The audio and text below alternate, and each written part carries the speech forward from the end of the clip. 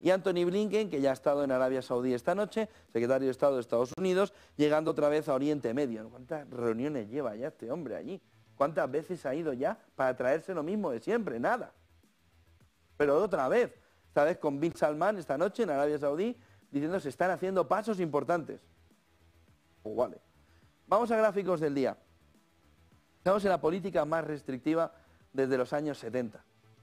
Y eso que Christine Lagarde no se está dando cuenta de que la situación económica en Europa y en Estados Unidos no es la misma. Gráfico de Game of Trades en el que estamos en la política más restrictiva desde los años 70 y 80.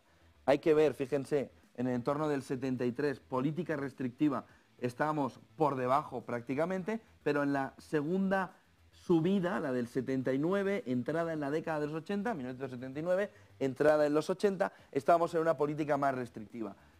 Volcker es la clave de toda esta historia. Volcker fue un presidente de la Reserva Federal en Estados Unidos, en el que aquí se dio cuenta que aflojar demasiado la política monetaria hacía que la inflación, si era de un shock de oferta, como se supone que fue el último movimiento inflacionario que vivimos hace 2 años, un año, desde el inicio de la guerra de Ucrania, la política monetaria o volvía a ser más restrictiva o la inflación despuntaba. ¿Qué es lo que aprendió Volcker? ¿Qué es lo que aprendió la Reserva Federal? Que aquí era mejor haber estado largo tiempo hasta que la inflación de verdad dejaba de estar anclada al conjunto de la economía, para luego, si no, tener que subir de una manera más exagerada.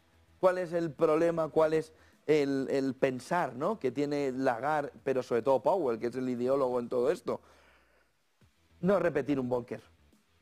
Oiga, manténganlo, fíjense que aquí llega, ve que la economía se está rompiendo, baja, repunta un poco, mantiene, pero ya baja porque la economía se te está destrozando y de repente ves que la inflación vuelve a repuntar. ¿Qué es lo que está haciendo aquí la Reserva Federal? Aguantar, aguantar y aguantar para de verdad destrozar el bolsillo, en este caso, del ciudadano.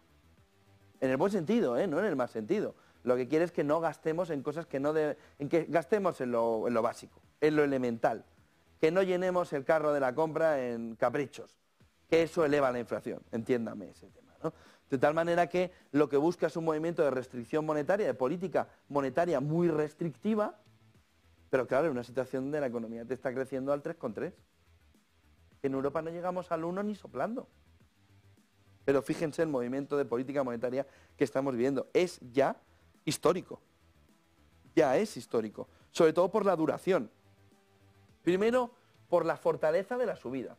Y ahora, porque ya empezamos a ver la duración. Ayer, los futuros, los swaps, sobre las opciones de que la Fed baje tipos en marzo, que era prácticamente seguro que podía suceder para una buena parte del mercado, más del 50%, ahora mismo está descartado. En marzo no habrá subida, no habrá bajada, perdón, de tipos de interés. Se mantendrá la política restrictiva en una tasa que es histórica. Pero ojo, que como la inflación siga bajando, esta política restrictiva va a ir subiendo. Miren el siguiente gráfico. Con las políticas fiscales actuales, si todo se mantiene como está, lo que la Fed y el gobierno estadounidense, Biden, que ayer confundió, que estuvo hablando con Mitterrand, no sabemos si en sueños o despierto, pero dice en un discurso, se supone que se equivocó, que estaba hablando con Mitterrand, fallecido. Si todo se mantiene aquí, tú puedes estar viendo la inflación. Pero el problema fundamental lo tienes colateralmente en lo que está sucediendo con la deuda. Apolo, gráfico de Apolo. Si cogemos ahora mismo las políticas fiscales actuales, solo este año, Estados Unidos va a tener que ir al mercado a pedir 1,4 billones. Billones nuestros, europeos. Trillones estadounidenses. Decir al mercado, págame. Tiene que refinanciar 8,4 billones. Billones europeos. Es decir, 10 billones, 10 trillones. Si todo sigue con esa política fiscal de más deuda para que la economía siga creciendo y siga creciendo, es decir, estás dopando, estás mintiendo, estás manipulando el crecimiento económico vía deuda, lo que plantea Apolo es que estaremos más o menos en el año 2033, 2040, a más tardar, en un 200% de deuda sobre Producto Interior Bruto. O hay un volantazo en el conjunto de la economía estadounidense, o fíjense la empinación ya cómo está de empinada, cómo está esa parte final de la curva completamente ya como una parabólica. Fíjense la parte final. Antes de 2020, la deuda respecto al Producto Interior Bruto en Estados Unidos era de más o menos el 100. Más o menos el 100. Antes de 2008 era del 60%. Antes de la crisis financiera, la deuda era del 60%. Después de la crisis financiera, llegamos al 100%. En el momento actual, sobre todo después del coronavirus, se nos ha disparado la deuda a un entorno que va caminando hacia el 200%. Esto significa que Estados Unidos añadirá 218 millones de deuda cada hora hasta 2033. Hijo, ¿qué hora es? Las 8, 233 millones. Hijo, ¿qué hora es? Las 9, 233 millones. Hijo, ¿qué hora? 218 millones. Hijo, ¿qué hora es? Las 10, 218 millones. Hijo, ¿qué hora es? Las 11, 218 millones. Hijo, ¿qué hora es? Cállate ya. 218 millones. Esto no hay quien lo sostenga. Esto es insostenible. Y sobre todo, ¿qué va a suceder si la FED no consigue amarrar un aterrizaje suave? Si la FED se equivoca finalmente, que ahora parece indicar que no se va a equivocar, si la FED finalmente se equivocará, ¿cuál es el margen de maniobra?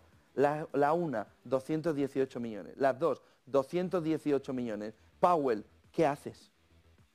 Imagínense, ¿qué sucedería si la Reserva Federal no logra un aterrizaje suave cuando tienes una previsión de llegar por política fiscal, por déficit presupuestario, al 200% de tu deuda? Esto es una completa locura. Podemos seguir viendo el mercado subir, pero nos estamos engañando todos. Es una mentira común. Todos estamos aceptando que esto es normal. Esto no es normal. Esto es el 1984 de nuestra economía. Esto es el momento Orwell de nuestra economía. No te preocupes, la deuda siempre se paga, que te lo crees. La deuda, cuando no se paga, se llama bancarrota. Y tener el 200% de previsión a 10 años vista ahora mismo, prácticamente en la economía estadounidense, es una completa locura. El movimiento de subida. Pero sobre todo, por lo menos rezad. Powell, Biden, Yellen, al menos rezad todos los días. Todos los días. Porque como esto vaya a un aterrizaje forzoso, recogen los trocitos en China. Los trocitos de la deuda. Los recogen en China. Suplicándole a China que por favor, y a Japón, compre, compre y compre.